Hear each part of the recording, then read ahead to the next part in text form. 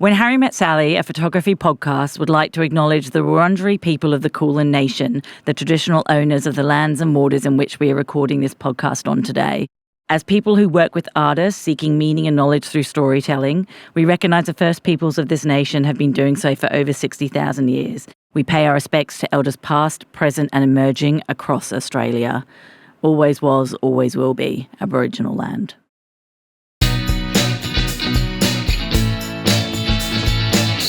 None of this is possible without the fantastic help we've had from Collart. Thank you so much for the support on providing your pod suites. Nikon Australia, incredible ambassadors for the photography industry. And Ted's Camera Store, also great ambassadors, have been around forever and are doing wonderful work. And A&L Artistic Framers, who have been framing photography and art for as many years as I can think. Thank you all so very much. Hi, welcome to When Harry Met Sally. Hello, Harry. How are you, darling? I'm good. How are you, Sally? Excellent. I'm pretty excited about today's guest. I know. I'm very excited. We've got the lovely John Platt here today. Hi, John. Who's flowing down from Sydney. Is that right, John? It is, yes. Flew down this morning. Fly home tonight. Thank you for having me. How much do you love Melbourne? I didn't see much of it, but I do love Melbourne. I've been down there a number of times before with work. But I do, yeah, it's a lovely, lovely space. It's an easy city, isn't it? Thank you so much for making the effort to be in the room. Not at all, no. I really wanted to be, yeah. It's so nice to see you again. It's been, must be almost like 8 years maybe? Yes, I can't remember exactly when it was that we met at Cobbitty on a very cold... A very, very cold morning. Yes. We did a video of John through Photo Collective and produced this beautiful film on him, about a 10-minute film on him, and it was a great baptism of fire to our friendship. Yes. So, how's the last 10 years been? What have you been up to? Well, I've continued in my my photography as a unit stills photographer. Yep. It's been 10 years now since I've been doing that, moving from the camera department, where I've been for the last 30 years. So can we talk about that for the minute? The camera department. Yes. So can we talk about the that? camera department within film and TV. Yeah. Yes, that's where that's not where I started, but that's where I ended up. Because I started in stills and I've kind of done a full circle. I started in stills coming out of school, and I joined a company, small photographer, commercial photographer in North Sydney. Was with him for 4 years, and then I discovered the film industry. So with him, were you assisting, or were you okay? And yeah, I was his assistant. And you assisted for 4 years? I did. Why did you stay so long? It's interesting you say that, because back then it wasn't a huge amount of time to be an assistant. You would spend, even I would have thought at least 4 years as an assistant. And that's, I guess, one of the big changes these days. I find everybody's, got to get to the top, as soon as they possibly can. Anyway, I spent 4 years there. And then I moved to another photographer, also in North Sydney, and was going to work with him. But he was finishing off his photographic career and moving into directing commercials. So I went into that studio in McDonald Productions, and that was 81, I think it was. I went in there to assist all the freelance photographers coming into the studio to use his studio space and all his gear, because he was, of course, no longer using it. That's where I saw the film industry. Long story short, that's where I discovered I want me a bit something. Of that. Yeah. So were you actually shooting much on your own, or did you go sort of from assisting stills to going straight into the film industry? Pretty well. Yeah. I never went out on my own as a photographer. I was building my portfolio. Yeah. But I never went out. And at that stage, I was kind of over photography. I'd had enough. And the thing about... Because did you study... Yeah, I went to Tech, did a 2-year course at Sydney Tech, TAFE these days. So you're studying and then assisting and learning and then, But that TAFE course was absolutely brilliant. It Well, they're very hands-on. TAFE courses are very hands-on, aren't they? They are. Yeah, it is, as you know, technical college. So it's all the technical stuff. There's none of the history, none of the sort of academia. It was all the technical stuff. But that was great. That really helped me. And then I saw what these camera assistants in the camera department working as assistants in. I'm trying to separate stills assistant and film assistant. It's not that much different, but these guys, they were earning twice what I was earning. They were getting overtime. I never got overtime. Their overheads were nothing compared to where I was heading at the time, and that was into studios, equipment, everything gears, else, all that lenses. It's very interesting you say that because I trained as a commercial photographer and assisted and went through that path. And one of the things that I do today is talk about how to make money out of photography and the difference between being hugely talented but not understanding business. It sounds like from a very early age you looked at that and that was something that you understood the business side of making money from an early age. You were looking at these guys going, well, what are they doing that I'm not doing, and I'm going to move into that area. Would that be fair to say? It was more a sense of the photographers who I was working or who I was assisting at the time. They were working to pay their bills, basically, and to pay off all their equipment, to keep the studios running. And I just couldn't see myself doing that. It's really not something. I didn't think it was it was no financial gears ticking over in my head. It was a 20-year-old saying, "You're earning more money than me. Yeah. You're I want a bit of that. I want that. I want that." Yeah. And so that's what I did. There was Paul Murphy was the in-house cinematographer at that studio because Ian was a photographer. He wasn't a cinematographer, and he moved into directing, so he needed a cinematographer. Paul was that guy. Paul and I became close, good friends. He advised me in getting into the film world, and was one of my first mentors. Yeah. And I just said to him one day, "What do you think? Do you think it's possible that I could get into this world?" He said, "Absolutely." And then that was it. Yeah. And I got out of stills and I sold all my gear, got rid of all my cameras, and didn't think. I thought that was it for me. Yeah. For photography. And then 30 years in moving image. Yes. Yeah, wow. 30 years later, I come back to earning money From as stills. a stills photographer. And why was that, John? Because I always loved it. Yeah. There must have been a catalyst to go, I'm going back to stills. Yeah, there was. Yeah, absolutely. Yeah. My son's birth. Come on. Oh, there you go. Yeah. It was when Jay was born. It was my excuse to get a camera again. Yeah, okay. I was going to say, did you photograph the whole way through that time as well as doing moving image? But it was your son's birth that got you photographed through the 30 years. Yeah. Oh, of course, doing that's stills. what the book's all about. Yeah. But it wasn't. I wasn't being paid. Yeah. It was just, and that all comes from buying that camera when Jay was born to photograph him. Yeah. And then I took it on set, and I started photographing the people around me, and it turned into a way of giving back to them. I would, take photos and I'd, look at the proof sheets and, that's a nice shot. I wonder if they'd like that. Print it at Conrad's. I'd go back to Conrad's, the first place I worked in, go and print it in his darkroom, and then gift those prints to the people who I'd been working with. And it just moved from there. There was an enthusiasm for the imagery.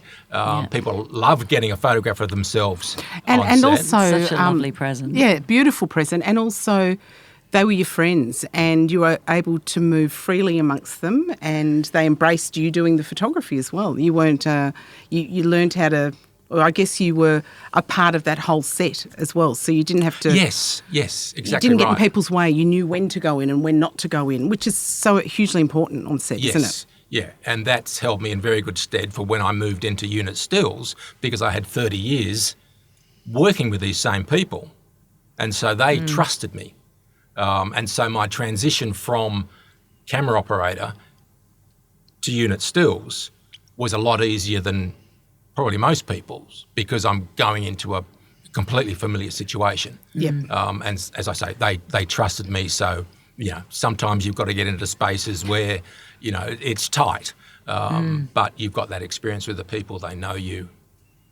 Yeah, and working with the available lighting that they're using on set, how does that differ from being able to light your own imagery? You just, because you've come from that world, it doesn't bother you at all.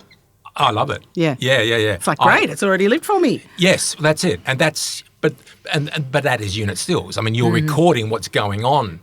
Your episodic images are the shots of the scenes being shot. For publicity purposes. Yeah, and some of the people that will be listening to this podcast are stills photographers and may not understand sort of exactly what it takes to be a unit stills photographer, and that you are there recording what is already there. You're not creating anything, are you? You're recording. Can you explain the sort of imagery that you take on set? Sure. I would say... So if there's a scene going on... Yeah, 80% of it is what they call episodic, which is, as I said before, recording what's going on in front of the moving camera. You then have to shoot what they call pull-aways or pull-asides, portraits, and you then find a space within the shooting area that you can do that quietly with the cast when there's an opportunity, and you've got to work quick. You've really got very, very little time between setups or cast being needed to go back to hair and makeup, costume, wherever.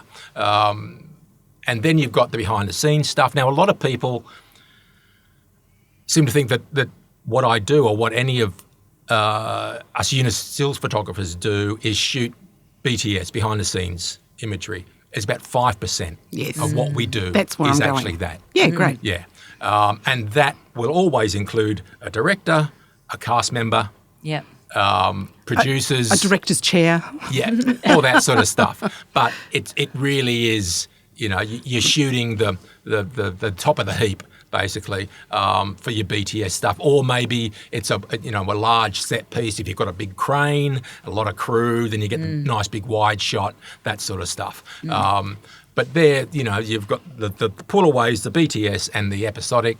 They're the three areas. So do you work closely with the publicity people of the film set or the crew or the movie itself? Or are you, obviously you're so experienced now, so are you given sort of free rein to grab whatever photos you like? Yeah, it depends who you're working with. But there are a number of publicists who I work with and who most of us work with. Some are specific about what they want from a day's work. Yep. Others let you go. And, hey, it's pretty well the same on every show. You're doing the same thing. Yeah. Then I will select 10 photographs from the day. Yep. Then they're on my iPad, and I can show the principals, producers, director, cast if they want to see them. Then they get a sense of what we're getting each day, and can make comments, of course. Yeah. We need a bit more of this. We need a bit more of that. Those sort of things. But they always have the ability to see what I'm shooting, as does the publicist, because of course I'm sending them everything through the weeks. But you mainly work with the publicist. And that's where I get most of my work, from publicists. Or producers. But primarily for me, it's publicists. And so, sorry. You obviously had, a very long chunk of time working in moving image. And then what kind of made you go, okay, I want to shoot stills again? And I want to do it in a professional way this time. I'd always thought about unit stills. There's 4 rungs to the camera department's ladder. Basically, there's when I started, There's a Clapperloader, second AC, who does the slate, loads all the film. Then you've got the first AC or focus puller, who keeps everything sharp. Camera operator and cinematographer. I got through the first two. Became an operator. And it was there I thought, there's something that doesn't quite fit with me. And it's taken me a long time to work out what it is. And for me, I see in still images. Yeah, interesting. I don't see moves, cuts, one position to the next position. I just see in still images. Yeah. Yet you did it for 30 years. Well, I didn't do operating for 30 years. Okay, sorry. Yeah. I was an operator for about 10 years. And as I said, I've always wondered about unit stills because stills is always my, I call it my passion against my profession. Yeah. My bookcase is full of stills books. Yeah. There's one or two books on filmmaking. Yeah. Do you think that was ingrained sort of in you, or is that because you trained that way, like educated yourself that way, stills. or you just think stills. it was the way you see the world? Yeah. It was always stills. Yeah. But then, in answer to the question, when my kids were at an age where they were out of school, the responsibility was less financially. Yeah. I knew that I'd be taking a hit financially by making the move. But I figured if I don't do it now, I'm never going to do it. Yeah. And that was 10 years ago when I was 55. Yeah. And so that's what I did. Yeah. And good for you. And all those thousands and thousands and thousands of images that I'd shot over the 30 years meant absolutely nothing to a publicist.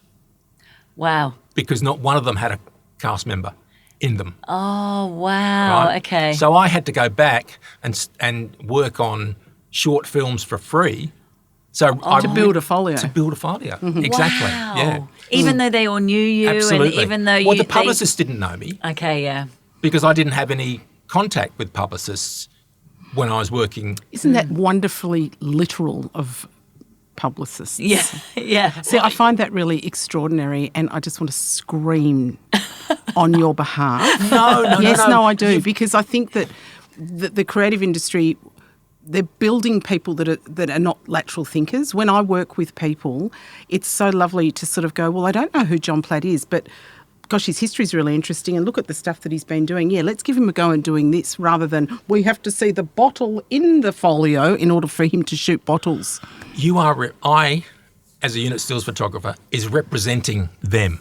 Yes, I know. They're putting their neck on the line. But look at the beautiful... Anyway, Yeah. this is a beef that I have. So that's, that's what I literal did. I went and thinkers. did I did 4 short films. Great. I got lucky. There was, in a couple of them, there were, reasonably well-known actors. And then I took my new portfolio to publicists, and slowly, you get the can you take over for a couple of days? Yeah. Because the stills photographer who's working on the job, needs to do something, or Double booked, or exactly whatever. Yeah, we love a double booking. And then it just slowly grew. Great. So did you think the transition would be that, I don't know if hard's the right word, but did you think it would be a bit Difficult? smoother with your history? Did you realise that was there a point where you were like, oh, I'm going back to work for free again? I didn't quite think that was going to be... I was hoping I wouldn't have to do that, but as it turned out, I did, and that was okay. Yeah. Good, whatever it takes, right? Yeah. And that passion and that love was there for you to get there. Because and it was only 4 films, not 40, that you had to do. Yes, and they were short ones. Excellent. Yeah. It wasn't War and Peace. No, exactly. Phew. Exactly. One of them got to Cannes, though. Oh, wow. Yeah, Congratulations. Yeah, that was pretty impressive. Yeah. So, nothing to do with me, but Yeah. Well, on that note, I started out in photography, but before that I actually worked for Crawford Productions. And film has always been a real passion of mine, and television. And when I went to London, I worked for Rolf Harris. He had a TV show there, and on the bill at Thames TV, and then in West End Theatre, and then came back. And so I've had this world of mixing up. And so I'm obsessed with movies and films and what you're doing, and I want to know which is the most, what have you enjoyed most? Which film has been the one where you've just gone, I'm actually working on this film, this is amazing, and I've met this actor, you know. Give us some dirt, John. That's what I want. That's basically what I want. Good dirt. Look, there's a few films that I'm proud of. Go. That I really enjoyed working on. Black Robe would be right up there. Black Robe. Black Robe. Bruce Beresford directed film that we shot in Quebec in Canada. I was the focus puller on that. Peter James was the cinematographer, and there was about, I think, 6 or 8 Australians went over to Quebec and shot that and we shot it almost in sequence because that's the storyline. Travels from fall into winter, and so we had to shoot it because of the changing colours and all that sort of stuff. We had to basically shoot it in sequence. Gorgeous. That was one I was very proud of. One I absolutely love was Fly Away Home, which is a story about. It's based on a true story. Bill Lishman, who's Canadian, he took orphaned geese and flew and taught them how or where to fly when they needed to fly south for the winter, and he led them on ultralights. Stop. Oh, wow. How wonderful. Beautiful. Yeah. This is a real story? Yes. Like a documentary? Absolutely. No, well, we shot. It was a based on drama. The film was a feature film, but based on his How beautiful. experience. So you've doing mentioned that. Canada twice. I did. Yeah, I spent 3 years in Canada. Okay, there you go. In the mid-90s. Yes. Nice. What else? Strictly Ballroom. Oh, did you? I just rewatched Stop that it. 2 days ago. It still holds up, Do you doesn't know, it? it Doesn't is it? in my top 10 favourite films Me of all too. time, Yeah. and I watched it 2 days ago, literally 2 days ago, and I thought, I haven't seen it for about 10 years. I don't know if this is going to, will it still... No. Oh, my God, I was weeping by the end, and even my husband, who's a little bit jaded, Say that. It's on recording. he was even just giggling in the background. He's a Northern English man, and he's giggling in the background, going, the timing on this film is just perfect, It's isn't just it? It's so brilliant. good. Yeah, it is. And It's Mercurio, just so I think of Gus beautiful. Mercurio. Oh, my goodness. I mean, Yeah. how about his dancing? Oh, And it's just beautiful. how wonderful. Yeah. That's a real claim to I was fame. the focus puller on that one. I'm sort of And sad that- you didn't that come in a basically dancing got me- outfit today, you know? You don't know me very well, do you? You got tap shoes on? No, sort of. That film got me into the union in Canada. Oh, wow. Basically, Yeah. it was the success of Strictly Ballroom all over the world Yeah. that, you mentioned that film and, clearly he knows what he's doing. Yeah. I could have done the worst job in the world on that film, but because they knew it, Yeah, they yeah. accepted me into the union. So what I'd love to ask I got is... one more. Oh, yeah, sorry, go for it. The last one, which is the Deb, which we finished Rebel Wilson's directorial debut. Oh, recently? Yes. Yeah. End of 23. God. Yeah. It's a year or more now.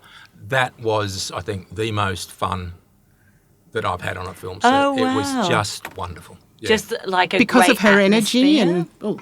well, it was the atmosphere coming from the energy of the Yeah. dancing, of the songs. Rebel was fantastic. It was just Was she a wonderful playing in experience. it, or was she just Both. directing? Both, Okay. yeah. Yeah. So that actually leads better into my next question, which is I find it really interesting. It must be you sort of have this set and this crew and like a family almost, and then it finishes and then you move on to another job. So with stills, or with still photography, it's you don't have that longevity. You might have a client that lasts years, but the shoot lasts a day and then you're always moving. But with moving image, you're on set for months, I would imagine. Yeah, but not necessarily the stills photographer. Ah, okay. And it does depend on the size of the film. Yeah. As a focus puller, though, definitely.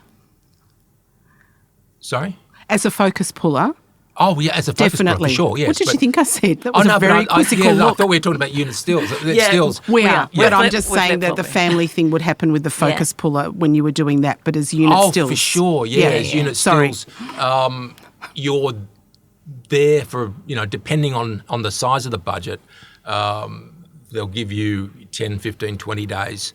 Okay, and you come and go, and you shoot the scenes that the publicists and the producers feel are most appropriate to tell the story in still images. Yeah. I find it fascinating, this feeling of like, having a workplace and having this work family, and then it just kind of, going, and then you start another one somewhere else, but and then you the beauty of it is, and I'll use Peter James as a good example on Black Robe. We shot Black Robe 1990.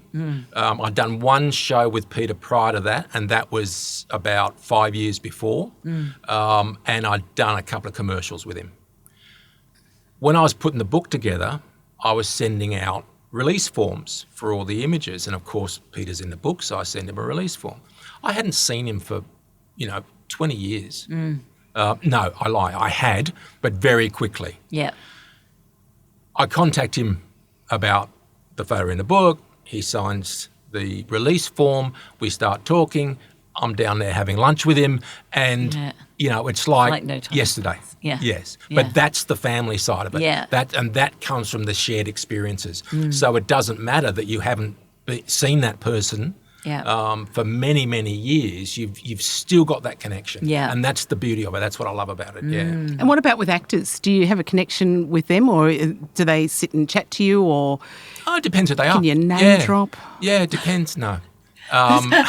You're into trying to get the goss, aren't you, Sal? I do want a little bit of goss. I'll tell you one. Come on, I want one. Give me one. Give me a tidbit. Omar Sharif. Oh, stop it.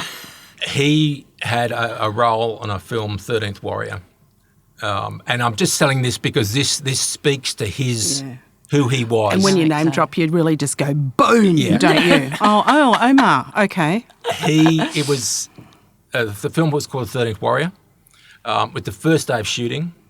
Now, my job on that, I was the focus puller on that. It was anamorphic, which to focus pullers and camera people will mean something in the sense that it's adds to the difficulty of the job because you've got less depth of field. We were inside a tent at night. It was all lit by firelight, and so it was very, very critical. The focus. Omar said to me one day, he said, if you've got any problems, just let me know. And because he was aware, being so experienced and the sort of person he was, of what every crew member was doing, what their job was. But it just Such kindness. Yes, it just goes to show that he's on the ball. So it's did you not ever about do the him. hold? Yeah. Omar, can you stick your finger up, please, so that I can focus? Did you ever have to do that? No.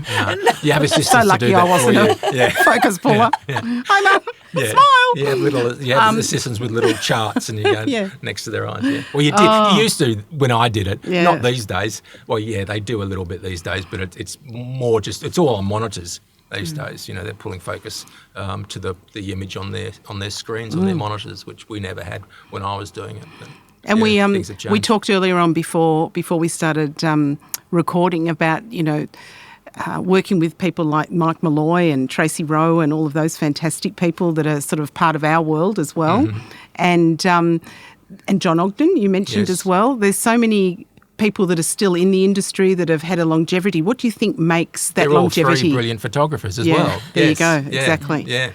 Yeah. Longevity. Keeping relevant, I guess. Okay. Good. Keeping your work standards high. Connections. Connections. Yeah. Keeping connected. Sure, How do you yeah. keep connected?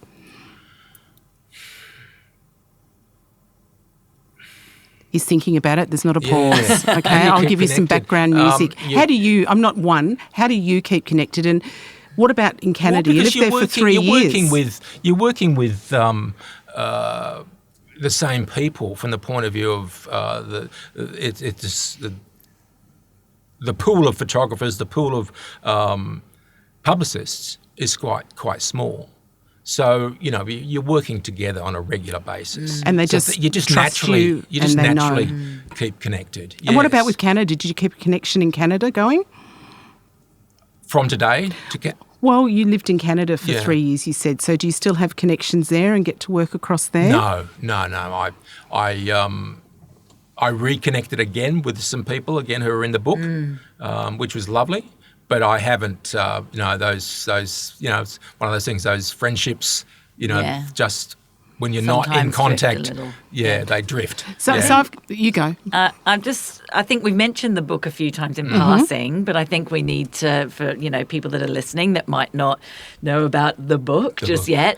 I think we need to be clear that throughout this whole time, whether you've been in moving image or unit stills or what have you, you've been photographing on set for 30 years, 30 plus years. Since my first film, which Yeah. was The Coolangatta Gold, and I do giggle a little bit because it wasn't a piece of art, but it was a great film to work on. Was and it made at the first. tin shed, which they used to call the airport? No, it was shot mostly on the beach at the Gold Coast. Beauty. I started photographing them. But then in those days, the first few films, it was more just sort of happy snaps. Yeah. And it was only, and I really can't remember what cameras I was using because I'd said I'd sold all my cameras and Jay hadn't been born at that stage.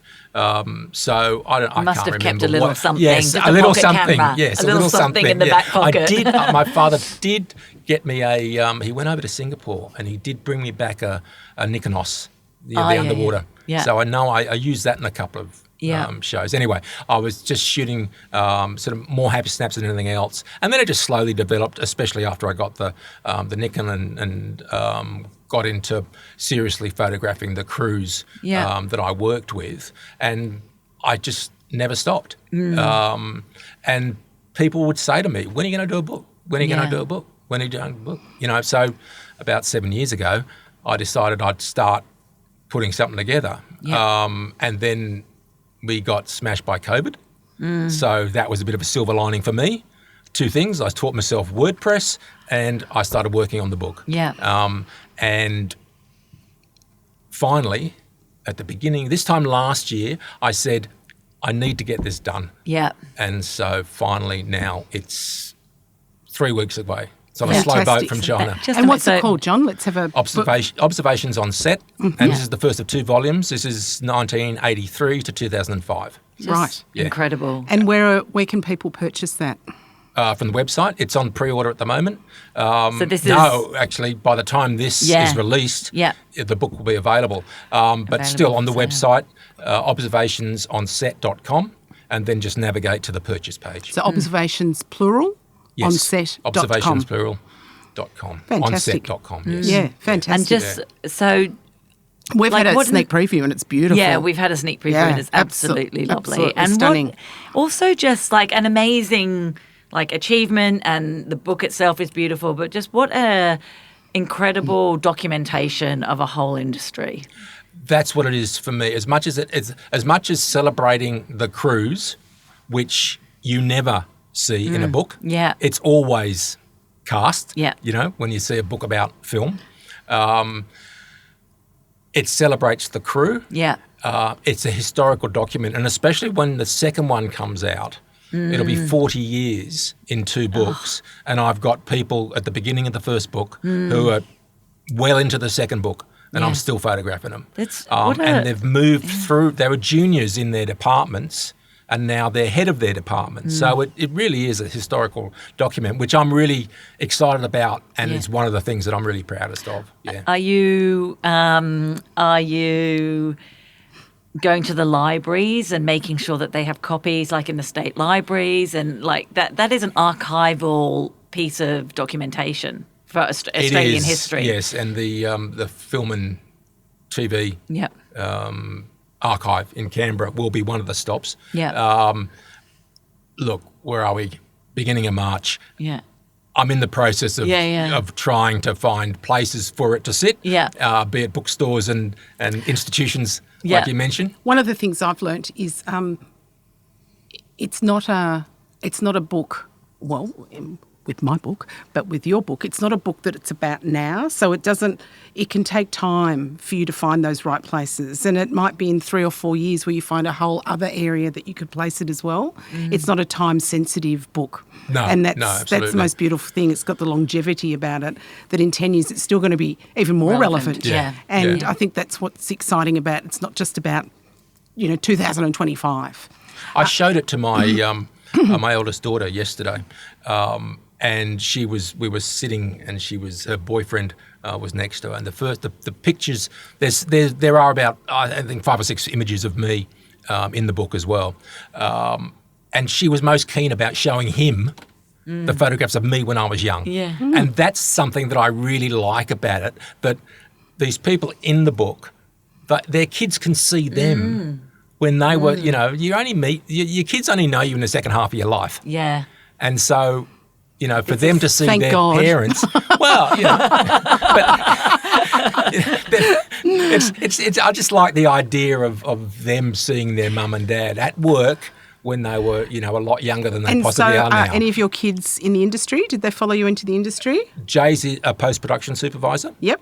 The others haven't, no. Okay. But that's okay. Well, one of the questions that I would like to ask you is, you have seen a huge amount, we'll talk about moving image at the moment, we've seen a huge amount of movement, change, ups and downs, lows, everything, disregarding COVID. How do you think the film industry is in Australia at the moment? Are they making a lot of movies out here? Is there a lot of work around? It's always fluctuated. It's still fluctuating. A lot of it, of course, is dependent on the dollar. At the moment, the dollar's, 63 cents US? So, we're a pretty popular base to make movies. With all the streamers, there's always been, quite a bit of work around. Look, I'm no expert. I find that since I've gone into unit stills, it's kept me going. So yeah, it fluctuates. How healthy is it at the moment? I wish I could say. Are you working on anything at the moment? If you No, at the moment I'm not. Okay. Yeah. So open for work. Yeah. Just giving do you know what's great though? That it gives you time, as you were just about to say, it gives you space for your book now and to get your promotions on your book, and and life's funny like that, isn't it? It is, and something always comes up. And I think being in the creative industry, all of us, with the ebbs and the flows, it's like we do have to bounce out of bed every morning and have something to be doing. And part of us talking about starting a podcast, over a year ago was, let's do something else. What else can we be doing, apart from everything else that we do?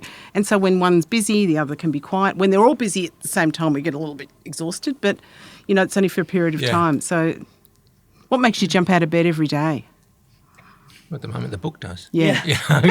But that's it. Yeah. And that's important. And it's not only promoting this first one; it's working on the second one. So that it's not going to take 7 years. Hopefully by the end of this year, that'll be available. What do you think you've learned most about doing the book or going into publishing? Publishing it. 10 seconds of background music. To come up with, I think just to refine. I think to refine it. Yeah. I look at this one, and the things about the way I've laid the type out, the text out. I've not so much changed, but I've refined because I've learnt more about InDesign. Yes. Great. I've done everything myself to hats off to you. Save money. To get it out, but it's a huge learning process. But I think just refining it. And giving those photographs space. I don't know if I could add anything more than that. Well, you don't have to. That's a beautiful answer. Phew. Well, I think we're getting to the end of, if you can believe it, we've been talking for a really long time. Is there anything else you want to talk to us about the book or about your career before we ask you the question we're asking everybody? No, I think I'm, It's been an illustrious... Otherwise we just keep going and going and going. So the question we've been asking everybody, where do you see what does the future of photography, or in your instance, stills photography, or unit stills photography look like to you? What do you think the future is for the industry? I got that out eventually. Yeah, unit stills, I think you'll always need unit stills. There are some people who believe that you can extract imagery from the digital moving image. It doesn't work. You can, but you can only use it for certain amounts of small number of things. The shutter speed is a 50th of a second with those cameras, so there's always a little bit of blur. They're all, of course, in landscape orientation. So there's always going to be a place for a unit stills photographer. Photography on a whole, wow, who knows? I think they're just going to. I hate to say it, but I think I get a sense that they're dumbing it down. Everything is becoming automatic. It's almost like they've welded that A on the top of your camera and that PSAM dial onto A. And everything is being done for you. Those programs that will cull imagery for you. It will then also, I'm sure in time, it'll start doing the other adjustments for you, and it will do it before you ask for it. And so it's taking all that away from you, and you're becoming less of a photographer. And as I said earlier, there seems to be this rush to the top. I just wish younger people would just pull back a bit, take some time, learn what that M on that dial means, right? Take your digital camera out, give yourself 36 shots, 36 frames, right? Turn your back screen off and make mistakes, and then learn from those mistakes, and that will make you a better photographer, trust me. But I don't think that's the way we're being pushed. It's more and more, we'll do it for you. You can call yourself a photographer. Well, it's certainly interesting to know that your future for stills on set, you're encouraging people to say that's always going to be a needed thing. Yeah, I think we're always going to be making little movies. Niches, and that's a pretty niche market. Yeah, find your niche. It's not an easy market to get into, but if you want to get into it, that's how you start. Short films. Yeah, fantastic. Get onto those websites, those short film making websites. They're always not websites. Sorry, Facebook groups. They're always looking for. Well, it's also people. at a lot of the colleges. They're teaching film as well as photography. Start hanging out with the film students. Start shooting their stuff. Yeah, sometimes they don't know they need a stills photographer, but as soon as they finish their film and they want to promote it, they need stills. Hey, yeah. So you got to tell them that they need you literally. Education. Yeah, and get into it and do it and build your portfolio. Yeah. Well, thank you so much, John. Yeah, thanks so much, John. Pleasure. It's been a pleasure talking to you. Good luck with the book. For anyone out there listening, you can order the book through observationsonset.com. It's beautiful. It's really, really beautiful. It is really beautiful, and I'm hugely impressed. Did you write that down? No, I didn't. I just that was right off the dial there. What is she like? Just genius. I tell you. John, it's been absolutely lovely to meet you in person. I really enjoyed it. And I can't wait to get a copy of the book. I tried to buy one today, but it was the prototype, so I'm going to wait for the real thing. Yeah, one of the advanced 6. Yeah. So anyway, thank you so much, Harry. Yeah. I'll see you next time. See you later. Okay, bye. Bye. Wow, wasn't that another fantastic episode? So much fun. And Harry, none of this is possible without the fantastic help we've had from, take it away. Shaquille Raymond, what a rock star audio engineer. I like that. Martin Stevens, my husband, for his guitar prowess on the intros and outros. And Shani Power, who is doing all of the behind-the-scenes photos and design of everything to do with the Instagram posts. Thank you all so very much to help us get our podcast out We'll see you on the next one. We will. It's been wonderful, Harry. Thanks, darling. Bye-bye. Bye.